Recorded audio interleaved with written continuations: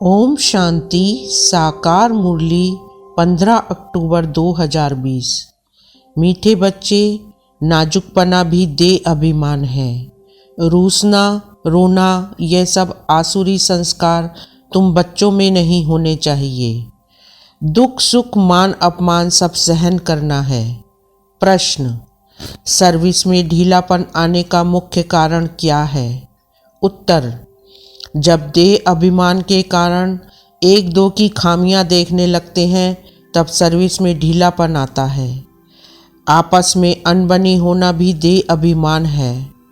मैं फैलाने के साथ नहीं चल सकता, मैं यहाँ नहीं रह सकता, यह सब नाजुकपना है। यह बोल मुख से निकालना माना कांटे बनना, ना फरमान बरदार बनना। बाबा कहते, बच्चे तुम रूहानी मिलिट्री हो, इसलिए आर्डर हुआ तो फौरन हाजिर होना चाहिए। कोई भी बात में आनाकानी मत करो। ओम शांति। रूहानी बाप बैठ रूहानी बच्चों को समझाते हैं। बच्चों को पहले पहले यह शिक्षा मिलती है कि अपने को आत्मा निश्चय करो। देह अभिमान छोड़ देही अभिमानी बनना है। हम आत्मा हैं, देही अभिमानी बने तभी बाप को याद कर सकें। वह है अज्ञान काल, यह है ज्ञान काल। ज्ञान तो एक बाप ही देते हैं जो सर्व की सद्गति करते हैं, और वह है निराकार, अर्थात उनका कोई मनुष्य आकार नहीं है। जिसको मनुष्य का आकार है उनको भगवान नहीं कह सकते। अब आत्माएं तो सब निराकारी ही हैं, परंतु देह अभिमान में आने से अपने को आत्मा भूल गए हैं। अब बाप कहते हैं तुमको वापस जाना है। अपने को आत्मा समझो, आत्मा समझ बाप को याद करो, तब जन्म जन्मांतर के पाप भस्म हो। और कोई उपाय नहीं। आत्मा ही पतित, आत्मा ही पावन बनती है। बाप ने समझाया है पावन आत्माएं हैं सतयुग त्रेता में, पतित आत्मा फिर रावण राज्य में बनती है। सीढ़ी में भी समझाया है जो पावन थे वह पतित बने हैं।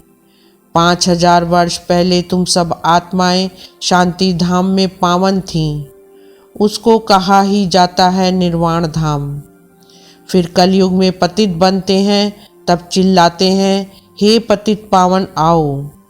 बाबा समझाते हैं, बच्चे मैं जो तुमको ज्ञान दे रहा हूँ पतित से पावन होने का, वह सिर्फ मैं ही देता हूँ, जो फिर प्रायः लोप हो जाता है।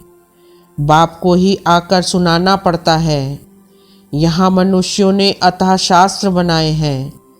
सतयुग में कोई शास्त्र होता ही नहीं, वहाँ भक्ति मार्ग रिंचक भी नहीं। अभी बाप कहते हैं तुम मेरे द्वारा ही पतित से पावन बन सकते हो। पावन दुनिया जरूर बननी ही है। मैं तो बच्चों को ही आकर राजयोग सिखाता हूँ। दैवी गुण भी धारण करने हैं। रूसना रोना यह सब आसुरी स्वभाव है। बाप कहते हैं दुख सुख मान अपमान सब बच्चों को सहन करना है, नाजुकपना नहीं। मैं फलाने स्थान पर नहीं रह सकती हूँ, यह भी नाजुकपना है। इनका स्वभाव ऐसा है, यह ऐसा है, वैसा है, यह कुछ भी रहना नहीं चाहिए। मुख से सदैव फूल ही निकले, कांटा नहीं निकलना चाहिए। कितने बच्चों के मुख से कांटे बहुत निकलते हैं। किसको गुस्सा करना भी कांटा है। एक दो में बच्चों की अनबनी बहुत होती है। देह अभिमान होने के कारण एक दो की खामियां देखते खुद में अनेक प्रकार की खामियां रह जाती हैं, इसलिए फिर सर्विस ढीली पड़ जाती है। बाबा समझते हैं यह भी ड्रामा अनुसार होता है, सुधरना भी तो है। मिलिट्री के लोग जब लड़ाई में जाते हैं तो उन्हों का काम ही है दुश्मन से लड़ना। फ्लड्स होती हैं व कुछ हंगामा हुआ तो भी बहुत मिलिट्री को बुलाते हैं। फिर मिलिट्री के लोग मजदूर आदि का काम भी करने लग पड़ते हैं। गवर्नमेंट मिलिट्री को ऑर्डर करती है, यह मिट्टी सारी भरो, अगर कोई ना आया तो गोली के मुंह में। गवर्नमेंट का ऑर्डर मानना ही पड़े। बाप कहते हैं तुम भी सर्विस के लिए बांधे हुए हो। बाप जहाँ भी सर्विस पर जाने के लिए बोलें झट हाजिर होना चाहिए। नहीं माना तो मिलिट्री नहीं कहेंगे, वह फिर दिल पर नहीं चढ़ते। तुम बाप के मददगार हो सबको पैगाम देने में। अब समझो कहाँ बड़ा म्यूज़ियम खोलते हैं, कहते हैं 10 माइल दूर है। सर्विस पर तो जाना पड़े ना, खर्चे का ख्याल थोड़े ही करना है। बड़े से बड़ी गवर्नमेंट बेहद के बाप का ऑर्डर मिलता है, जिसका राइट हैंड फिर धर्मराज है। उनकी श्रीमत पर न चलने से फिर गिर पड़ते हैं। श्रीमत कहती है अपनी आंखों को सिविल बनाओ। काम पर जीत पाने की हिम्मत रखनी चाहिए। बाबा का हुक्म है, अगर हम नहीं मानेंगे तो एकदम चकनाचूर हो जाएंगे। 21 जन्मों की राजाई में रोला पड़ जाएगा। बाप कहते हैं मुझे बच्चों के बिगड़ तो कभी कोई जान ना सके। कल पहले वाले ही आहिस्ते आहिस्ते निकलते रहेंगे। यह है बिल्कुल नई नई बातें। यह है गीता का युग, परंतु शास्त्रों में इस संगम युग का वर्णन नहीं है। गीता को ही द्वापर में ले गए हैं, लेकिन जब राजयोग सिखाया तो जरूर संगम होगा ना। परंतु किसकी भी बुद्धि में यह बातें नहीं हैं। अभी तुम्हें ज्ञान का नशा चढ़ा हुआ है, मनुष्यों को है भक्ति मार्ग का नशा। कहते हैं भगवान भी आ जाए तो भी हम भक्ति नहीं छोड़ेंगे। यह उत्थान और पतन की सीढ़ी बहुत अच्छी है, तो भी मनुष्यों की आंखें नहीं खुलती हैं। माया के नशे में एकदम चकनाचूर हैं। ज्ञान का नशा बहुत देरी से चढ़ता है। पहले तो दैवी गुण भी चाहिए। बाप का कोई भी ऑर्डर हुआ तो उसमें आनाकानी नहीं करनी है। यह मैं नहीं कर सकता हूँ, इसको कहा जाता है ना फरमान बरदार। श्रीमत मिलती है ऐसा ऐसा करना है तो समझना चाहिए कि शिव बाबा की श्रेष्ठ मत है। वह है ही सद्गति दाता। दाता कभी उल्टी मत नहीं देंगे। बाप कहते हैं मैं इनके बहुत जन्मों के अंत में प्रवेश करता हूँ। इनसे भी देखो लक्ष्मी ऊंच चली जाती है। गायन भी है, फीमेल को आगे रखा जाता है। पहले लक्ष्मी फिर नारायण, यथा राजा रानी तथा प्रजा हो जाती है। तुमको भी ऐसा श्रेष्ठ बनना है। इस समय तो सारी दुनिया में रावण राज्य है। सभी कहते हैं राम राज्य चाहिए। अब है संगम। जब इन लक्ष्मी नारायण का राज्य था तो रावण राज्य नहीं था। फिर चेंज कैसे होती है यह कोई नहीं जानते। सभी घोर अंधियारे में हैं। समझते हैं कलयुग तो अभी छोटा बच्चा रेगड़ी पहन रहा है, तो मनुष्य और ही नींद में सोए हुए हैं। यह रूहानी नॉलेज रूहानी बाप ही रूहों को देते हैं। राजयोग भी सिखलाते हैं। कृष्ण को रूहानी बाप नहीं कहेंगे। वह ऐसे नहीं कहेंगे कि हे रूहानी बच्चों। यह भी लिखना चाहिए रूहानी नॉलेजफुल बाप स्पिरिचुअल नॉलेज रूहानी बच्चों को देते हैं। बाप समझाते हैं दुनिया में सभी मनुष्य हैं देह अभिमानी। मैं आत्मा हूँ यह कोई नहीं जानते हैं। बाप कहते हैं किसकी भी आत्मा लीन नहीं होती है। अभी तुम बच्चों को समझाया जाता है दशहरा दीपावली क्या है। मनुष्य तो जो भी पूजा आदि करते हैं सब ब्लाइंड फेथ की, जिसको गुड्डी पूजा कहा जाता है, पत्थर पूजा कहा जाता है। अभी तुम पारस बुद्धि बनते हो तो पत्थर की पूजा नहीं कर सकते हो। चित्रों के आगे जाकर माथा टेकते हैं, कुछ भी समझते नहीं। कहते भी हैं ज्ञान, भक्ति और वैराग्य। ज्ञान आधा कल्प चला, फिर भक्ति शुरू हुई। अब तुमको ज्ञान मिलता है तो भक्ति से वैराग्य आ जाता है। यह दुनिया ही बदलती है। कलयुग में भक्ति है, सतयुग में भक्ति होती नहीं। वहाँ है ही पूज्य। बाप कहते हैं, बच्चे तुम माथा क्यों टेकते हो?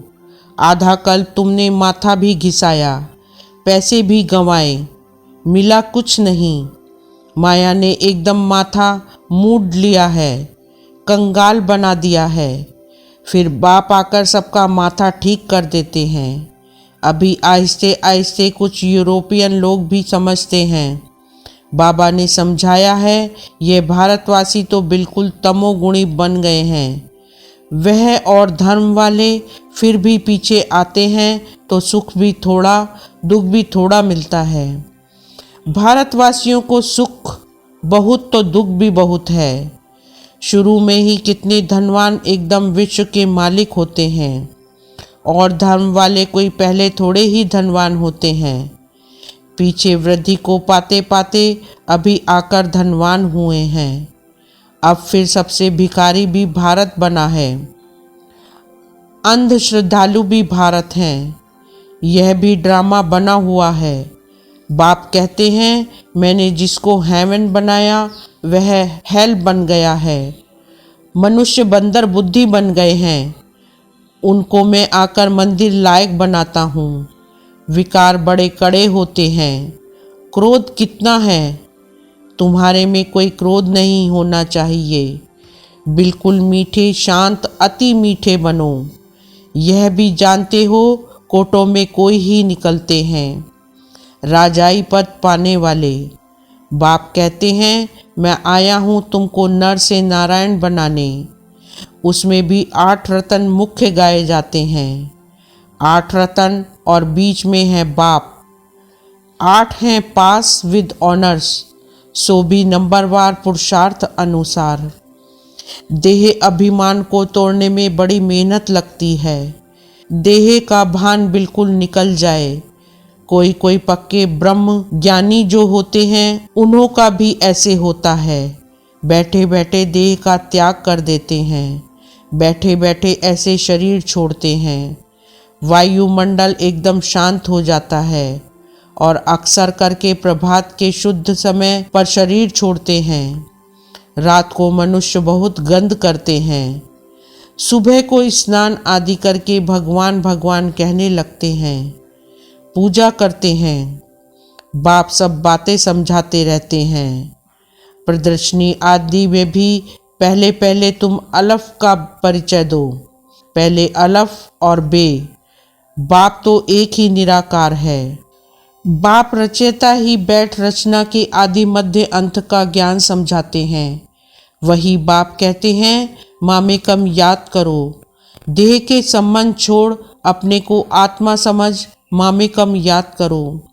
बाप का परिचय तुम देंगे, फिर किसको हिम्मत नहीं रहेगी प्रश्न उत्तर करने की। पहले बाप का निश्चय पक्का हो जाए, तब बोलो 84 जन्म ऐसे लिए जाते हैं। चक्र को समझ लिया, बाप को समझ लिया, फिर कोई प्रश्न उठेगा नहीं। बाप का परिचय देने बिगर बाकी तुम टिक टिक करते हो तो उसमें तुम्हारा टाइम बहुत वेस्ट हो जाता है, गले ही घुट जाते हैं। पहली पहली बात अलफ की उठाओ।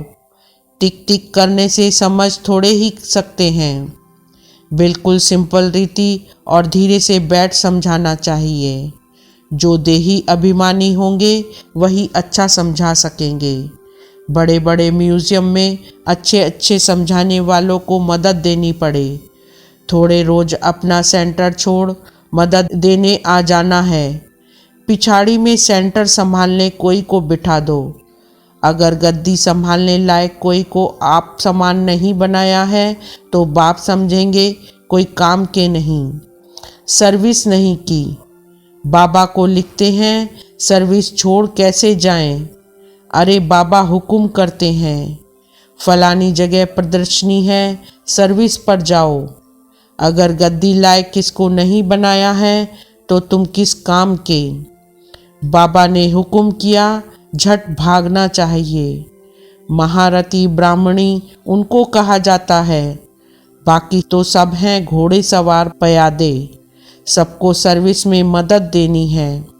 इतने वर्ष में तुमने किसको आप समान नहीं बनाया है, तो क्या करते थे? इतने समय में मैसेंजर नहीं बनाया है जो सेंटर संभाले। कैसे कैसे मनुष्य आते हैं, जिनसे बात करने का भी अकल चाहिए। मुरली भी जरूर रोज पढ़नी है अथवा सुननी है। मुरली नहीं पढ़ी गोया अपसेंट पड़ गई। तुम बच्चों को सारे विश्व पर घेराव डालना है। तुम सारे विश्व की सेवा करते हो ना।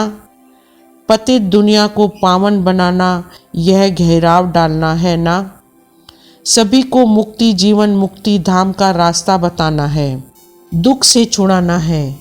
अच्छा, मीठे मीठे सिकी लदे बच्चों प्रति माता पिता बाप दादा का याद प्यार और गुड मॉर्निंग। रूहानी बाप की रूहानी बच्चों को नमस्ते। रूहानी बच्चों की रूहानी बाप को नमस्ते। धारणा के लिए मुख्य सार। फर्स्ट पॉइंट, बहुत मीठे शांत अति मीठे स्वभाव का बनना है।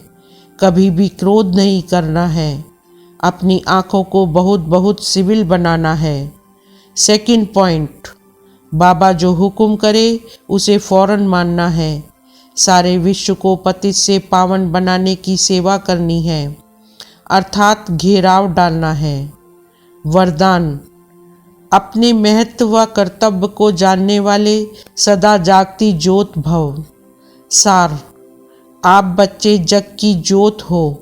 आपके परिवर्तन से विश्व का परिवर्तन होना है। इसलिए बीती सो बीती कर अपने महत्व व कर्तव्य को जानकर सदा जागती ज्योत बनो। आप सेकंड में 100 परिवर्तन से विश्व परिवर्तन कर सकते हो।